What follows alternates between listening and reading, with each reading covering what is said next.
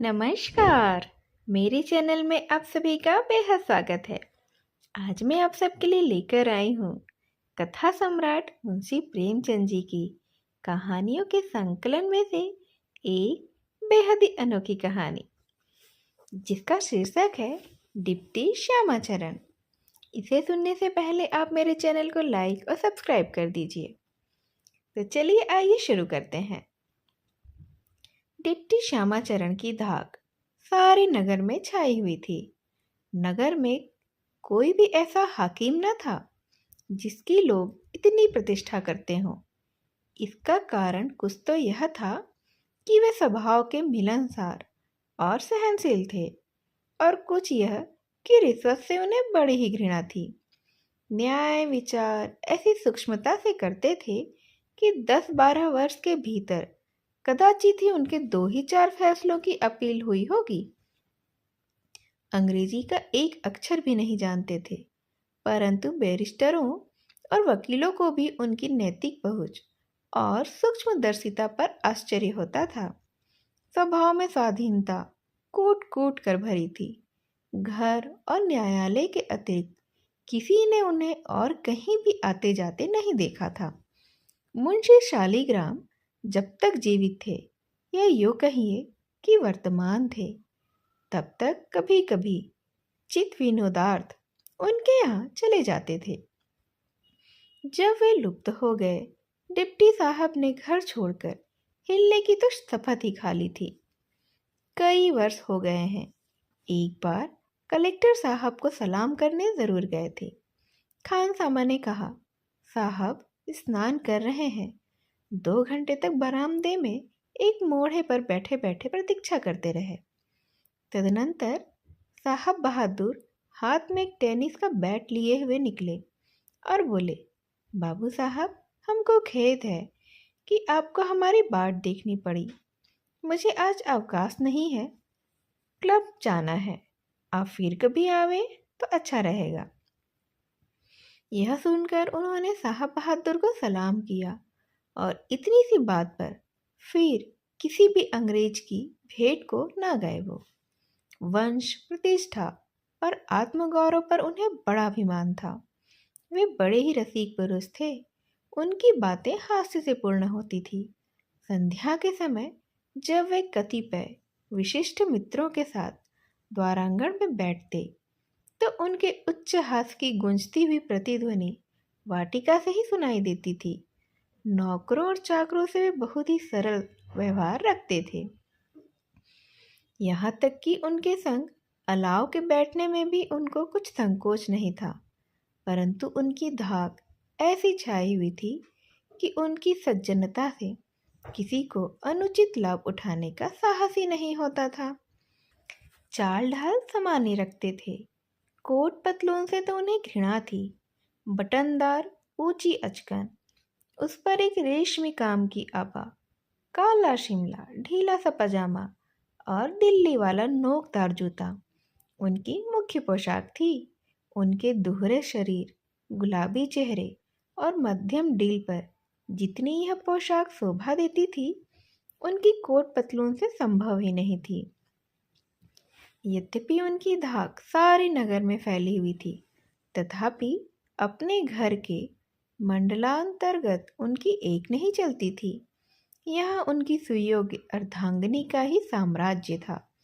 वे अपने अधिकृत प्रांत में स्वच्छंदतापूर्वक शासन करती थीं। कई वर्ष व्यतीत हुए। डिप्टी साहब ने उनकी इच्छा के विरुद्ध एक महाराजिन नौकर रख ली थी।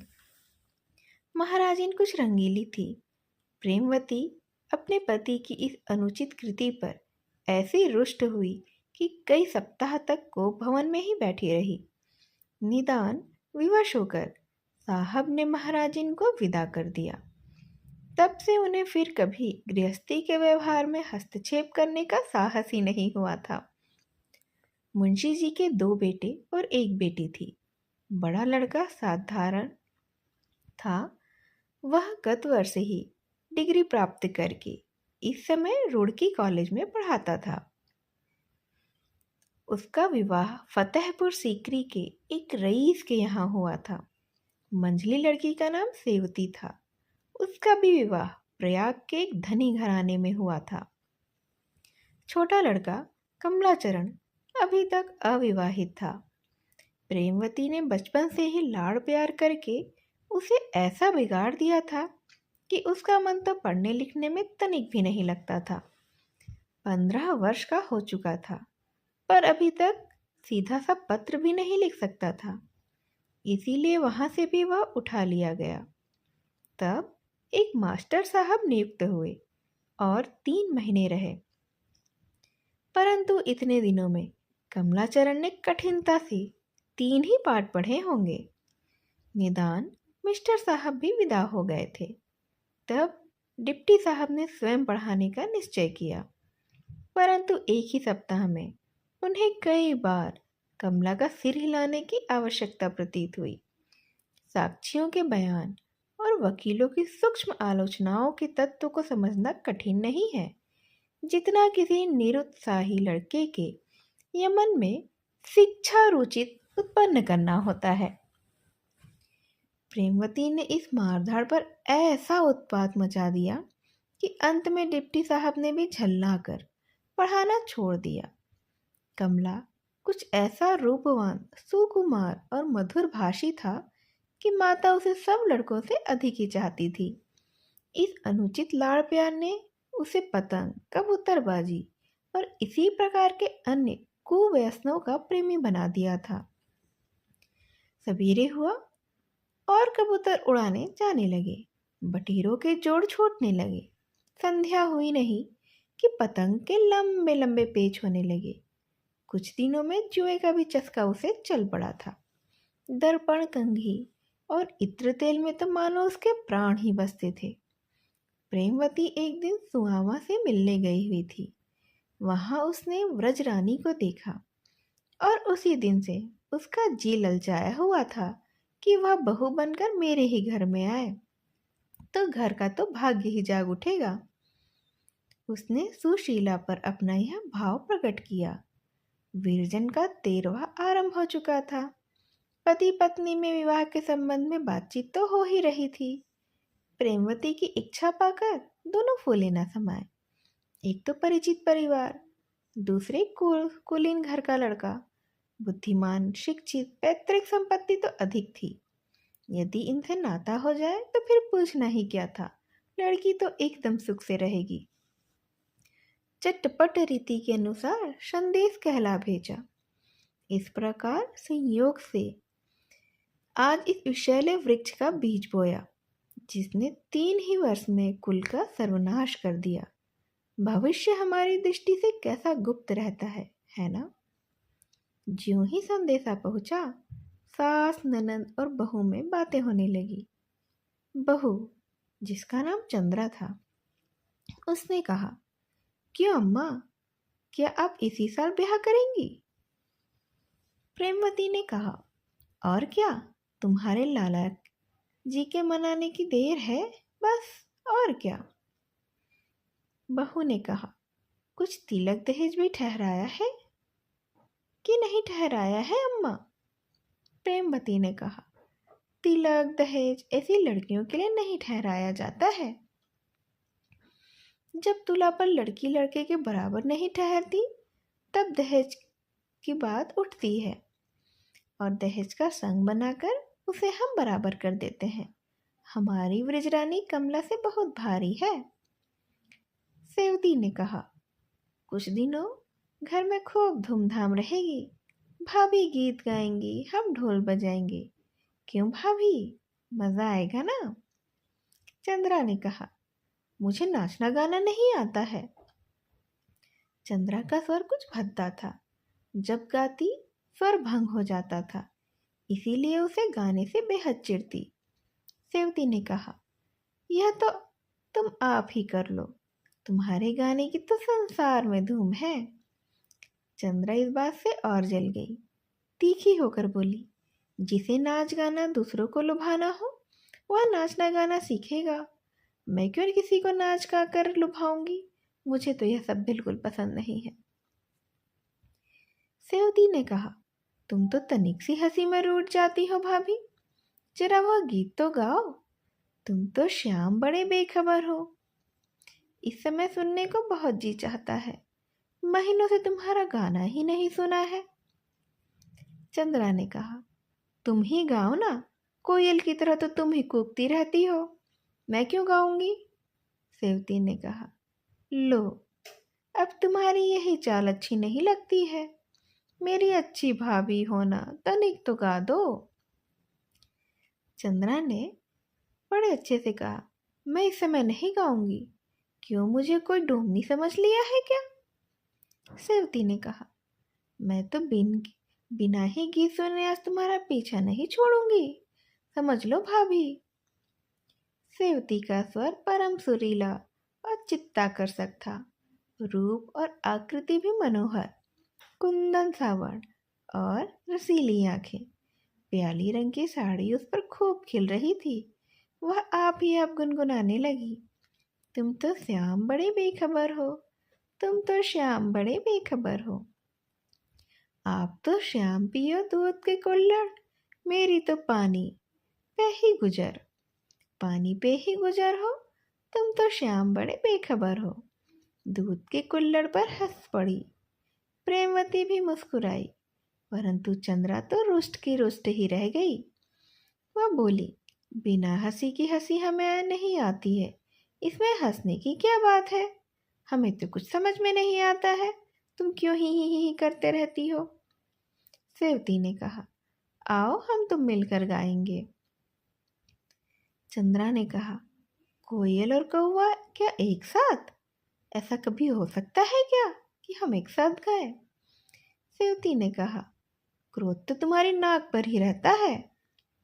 चंद्रा ने कहा, तो हमें क्यों छेड़ती रहती हो? हमें गाना वाना नहीं आता, तो कोई तुमसे निंदा करने को तो नहीं जाता है ना? कोई का संकेत राधाचरण की ओर था। चंद्रा में चाहे और गुण न हो, परंतु पति की सेवा वह तन और मन से करती थी।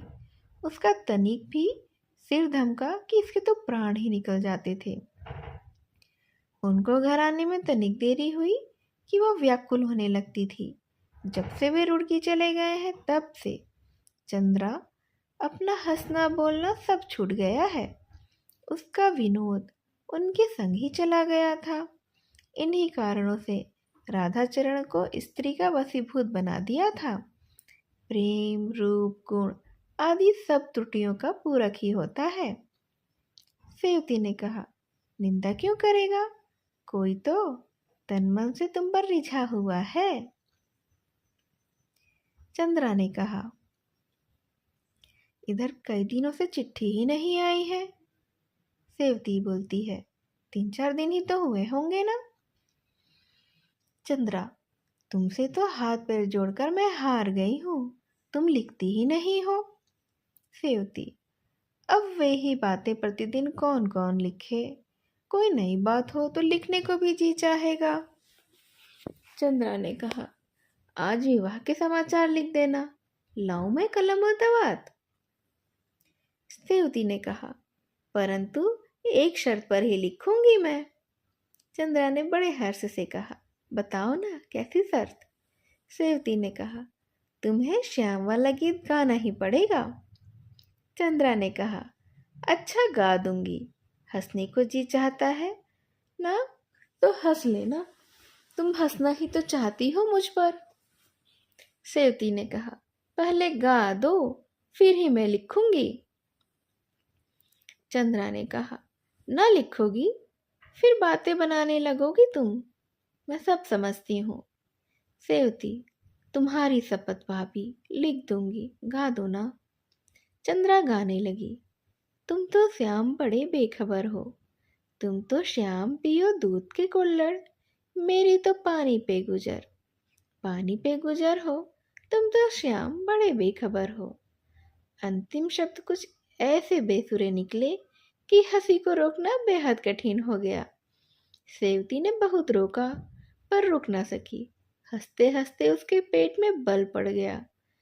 चंद्रा ने दूसरा पद गाया, आप तो श्याम रखो 2-2 लुगैया, मेरी तो आप ही पे नजर, आप ही पे नजर हो, तुम तो श्याम। लुगैया पर सेवती हंसते हंसते लौट गई। चंद्रा ने सजल नेत्र होकर कहा, अब तो बहुत हंस चुकी हो, अब लाऊं कागज? सेवती ने कहा, नहीं नहीं, अभी तनिक हंस लेने दो। सेवती हंस रही थी कि बाबू कमलाचरण का बाहर से शुभागमन हुआ। 15-16 वर्ष की आयु थी, गोरा गोरा गेहुआ रंग, छरहरा शरीर, हंसमुख, भड़कीले वस्त्रों से शरीर को अलंकृत किए, इत्र में बसे, नेत्रों में सुरमा, अधर पर मुस्कान और हाथ में बुलबुल लिए आकर वह चारपाई पर बैठ गए। सेवती बोली, कमलू, मुँह मीठा कराओ तो तुम्हें ऐसे में शुभ समाचार सुनाऊं कि सुनते ही फड़क उठोगे। कमला ने कहा, मुँह तो तुम्हारा आज अवश्य ही मीठा होगा, चाहे तुम शुभ समाचार सुनाओ चाहे ना सुनाओ। आज इस पट्टे ने यह विजय प्राप्त की है कि लोग तो दंग रह गए हैं। यह कहकर कमलाचरण ने बुलबुल को अंगूठे पर बिठा लिया। सेवती, मेरी खबर सुनते ही नाचने लगोगे। कमला, तो अच्छा है कि आप ना सुनाइए, मैं तो आज यूं ही नाच रहा हूँ। इस पट्टे ने आज नाक रख ली, सारा नगर दंग रह गया। नवाब मुन्ने खां बहुत दिनों से मेरी आंखों में चढ़े हुए थे। एक पास होता है, मैं उधर से निकला तो आप कहने लगे, मियाँ कोई पट्टा तैयार हो तो लाओ, दो दो चोंच हो जाए। यह कहकर आपने अपना पुराना बुलबुल दिखाया। मैंने भी कहा, कृपा निधान, अभी तो नहीं, परंतु 1 मास में यदि ईश्वर चाहेगा तो आपसे अवश्य ही एक जोड़ हो जाएगी। और बद कर आज आगा शेर अली के अखाड़े में बदान ही ठहरी। 50-50 रुपए की बाजी थी, लाखों मनुष्य जमा थे। उनका पुराना बुलबुल विश्वास मानो सेवती कबूतर के बराबर था, परंतु वह भी केवल फूला हुआ न था, सारे नगर के बुलबुलों को पराजित किए हुए बैठा था। बलपूर्वक लात चलाई, इसने बार बार नचाया और फिर झपट कर उसकी चोटी दबाई। उसने फिर चोट की, यह नीचे आया। चतुर्दिक कोलाहल मच गया था, अरे मार लिया मार लिया। तब तो मुझे भी क्रोध आया, डपट कर जो ललकारता हूँ तो यह ऊपर और वह नीचे दबा हुआ है। फिर तो उसने कितना ही सिर पटका कि वह ऊपर आ जाए, परंतु इस शेर ने ऐसा दाबा कि उसे सिर न उठाने दिया। नवाब साहब स्वयं उपस्थित थे, बहुत चिल्लाए, पर क्या हो सकता है। इसने उसे ऐसा दबोचा था जैसे बाज चिड़िया को दबोचता है। आखिर बकटूर भागा। इसने पानी के उस पार तक उसका पीछा किया, पर पा न सका। लोग तो विस्मय से दंग ही हो गए थे। नवाब साहब का तो मुख बेहद मलिन हो गया था, हवाइयाँ उड़ने लग गई थी। रुपये हारने की तो उन्हें कुछ चिंता नहीं, किंतु लाखों की आय है तो क्यों इतनी चिंता करेंगे। परंतु नगर में जो उनकी धाक जमी हुई थी ना, वह तो अब जाती रही। रोते रोते ही बेचारे घर को चले गए थे। सुनता हूँ यहाँ से जाते ही उन्होंने अपने बुलबुल को जीवित ही गाड़ दिया था। इतना कहकर कमलाचरण ने जब जेब खनखनाई, सेवती ने कहा, तो फिर खड़े खड़े क्या कर रहे हो, आगरे वाले की दुकान पर आदमी भेज दो। कमला ने कहा, तुम्हारे लिए क्या लाऊं भाभी। सेवती, दूध के कुल्हड़। कमला, और भैया के लिए। सेवती ने कहा, 2-2 लुगाइयाँ। और यह कहकर दोनों के दोनों ठहाका मारकर हंसने लगे थे। यह थी एक छोटी सी कहानी मुंशी प्रेमचंद जी की डिप्टी श्यामाचरण। इसे सुनने के लिए आप सभी का बेहद धन्यवाद। नमस्कार।